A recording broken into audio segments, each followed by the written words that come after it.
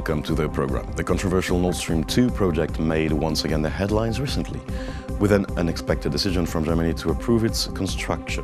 It comes as a slap for Ukraine, who would be considerably weakened by this new project. Joining me today in our studio to discuss this topic is Andrian Prokip, gas expert. Thank you for joining us. Good evening. So, first wide question. What are Germany's benefits in this project? Well, actually, there are plenty of those.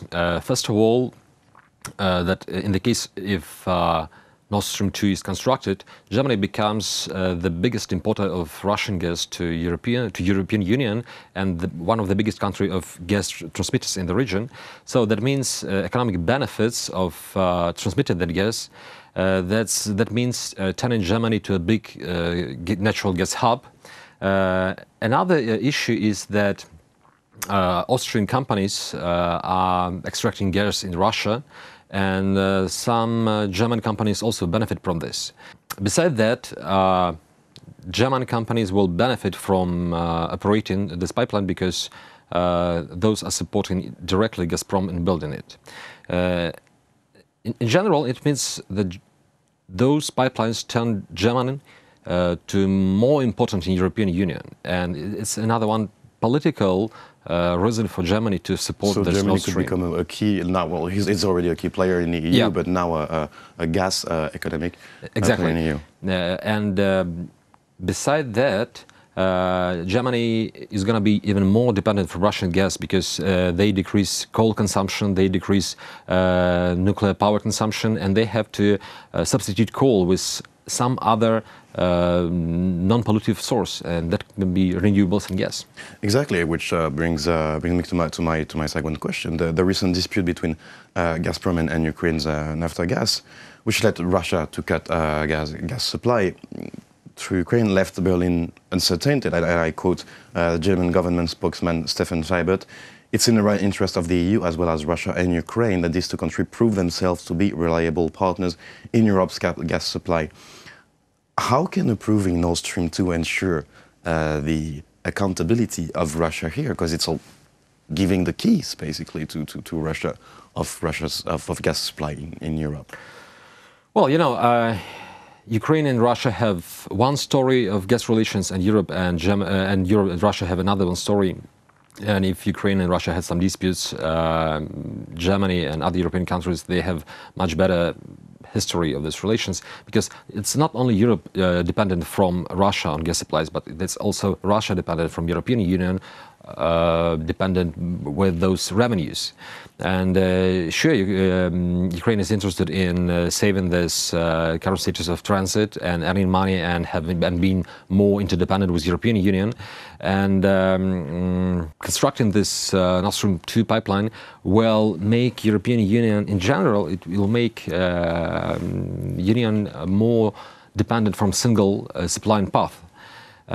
Probably it can bring to some political implications in future. Probably, well, what we are not sure, but it will definitely bring to political implications in Ukrainian-Russia relations, because now European Union is dependent on this Ukrainian route, and that means a kind of interdependence. That is a kind of security guarantee for Ukraine. But gas has become, and we saw it between the 2006 and 2009 gas crisis, a political weapon in some sort of ways, political leverage, and economic and political leverage. So we will see just in a minute this asynchrone from Austrian President Mr. Kurz, and let's listen to him now, and then come back to. Zweite große Projekt, das nicht nur Österreich. The second big project, which is related not only to Austria but to Germany and other states, is Nord Stream 2. We see this project very positively, and the Austrian federal government supports it. So you said earlier there are German companies working there on the Nord Stream 2 project. There was obviously Austrian companies too. How will it redistribute the cards in Europe's major games, in Europe's major roles? Because obviously Ukraine and Poland and don't want this project to be built, and other ones too. How does it look like now? Yeah, last week European Council amended so-called gas directive, which was regulating pipelines within European Union, and now it will be regulating also pipelines which are not only within European Union but coming from other states like Nord Stream and Nord Stream 2. And this amendment allows other countries to participate in negotiations on constructing and using of those pipelines. In this case, Nord Stream 2. So now Poland will have a better voice to talk against the Nord Stream 2, but in general, I'm not sure that they will manage to stop the project. And I think there's going to be a kind of negotiation between Poland and other Baltic states, between Germany and Austria, to have some benefit instead of just to allow building Nord Stream 2. And Poland wants to have the second LNG terminal, so I think that can be the way to negotiate. And sure, Poland is interested in having other pipelines, like Europol 2, coming from Russia through Belarus to Poland, and they are earning money on those pipelines. So that's one of the reasons why Poland don't want to have this Nord Stream 2. Now, I'd like to get into Germany a bit deeper. So, in one hand, Germany repeatedly pushed for a ceasefire agreement in eastern Ukraine. It pushed for the Minsk implementation of the Minsk agreements for a peaceful resolution on the conflict. But in the other end, by allowing this project, it also gives Russia more power. How do you explain this double attitude? Yeah, when talking about European countries or countries in general, they have some kind of national interest and values. And in Europe, those values are like traditional so-called European values like rule of law or peace building. And another important values are economic development. So in the case of Nord Stream 2, it's related to economic development. But in the case of those Russian ambassadors who were abandoned from the country, that's about rule of law and supporting Great Britain. And when talking, giving more power to Russia, that's not only about giving more power to Russia, but using this as a leverage to become more powerful in European Union. And very interesting information. 2 weeks ago, there was a poll, result of the poll announced, and a lot of Germans are interested in coming closer to Russia. So it's a kind of also intercultural issues of this close cooperation, I think. Sure, but what's left of Ukraine between that? You know? Yeah, that's a good question. So that's why German tried to support those Minsk negotiations in Ukraine, and Germany provide different kind of support and bailouts to Ukraine.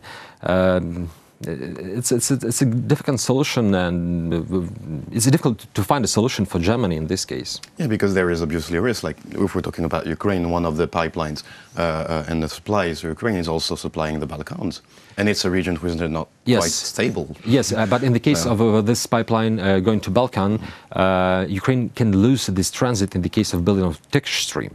But I think the logic of Europeans will be like, in the case if they allow constructing Nord Stream 2, they will say, okay guys, you have few pipelines, just compete. So because competition is another one value for Europeans. So now it's interesting that you name competition here, because the competition seems a bit, if I may say, rigged when someone like former Chancellor Gerhard Schröder, who began working for the Nord Stream 2, for the Nord Stream consortium just after losing the election in 2005, and he's been lobbying it for since. So how is it possible to implement sanctions, to implement a certain coherent European politics in some sort of way, and defending European Union's interests, while you have influential actors inside Germany's game are still pushing for another interest? Yeah, it's a good question. But by the way, when talking about Germany and those pipelines, mostly during the last 40 years, they were considering this as energy security in general and security of supplies as only economic issue, but not political and not a security issue. And another one, a good point when talking about Russia and Germany and pipelines, sometimes it's a good key for diplomacy. And you know, in the case of those sanctions, like 40 years ago, when those pipelines were built, this issue of building pipeline was the only one way to negotiate and to communicate between Germany and in Europe with Russia, with Soviet Union. So it's too complicated to find just very easy solution in 5 minutes. So you would say it's now from this economic side, it has become a diplomatic and geopolitical and a wider problem than now. Yeah, and I think in this case, Ukrainian government and Ukrainian actors have to take more steps, more active steps, which actually situation has improved during the last 2 years in this domain. So we have to take more steps to demonstrate the importance of Ukrainian gas transmission system and to demonstrate those risks which can occur after building of Nord Stream 2. Well, thank you for this overview of the situation. It was a pleasure to have you in the studio. That was Andrian Prokip, a gas expert. Thank you for joining us. Stay tuned for the rest of the program.